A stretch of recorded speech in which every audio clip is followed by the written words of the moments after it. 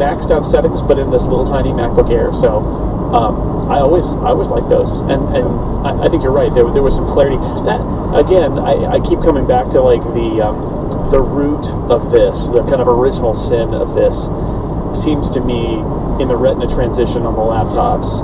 The MacBook design they made to replace the MacBook Air was more expensive than they thought it would be. Yeah. And although there's plenty of profit margin built in there, you know that Apple has some rules internally about what every product has to throw off in terms of margin, and for whatever reason that MacBook ended up being way more expensive than I suspect they intended, because I gotta think that MacBook was intended to be eventually to rest at, if not $999, then like $1099. Yeah. And they just haven't been able to do it. And so then there's this like, well, wait a second, we renamed this as the MacBook. And that's one of your big questions in your article, is like, what do you even call it? Let's assume that it's not actually a MacBook Air, because I don't think it will be, but that there's a new model that's intended to be sub $1,000, assuming that there's no way for them to get the MacBook to start at $999, which they might be able to do, but it's so compromised that I don't know whether people would rush to buy it like they did the MacBook Air. Like, let's just assume there's a new model.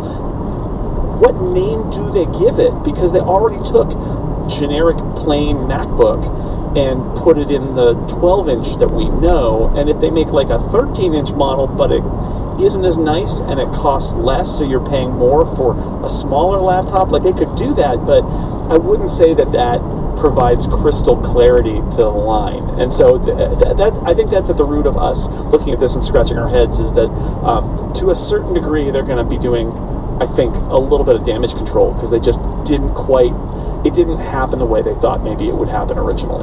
Yeah, and I don't by any means think that the 12-inch MacBook is a dud or a failure. I see a fair amount of them.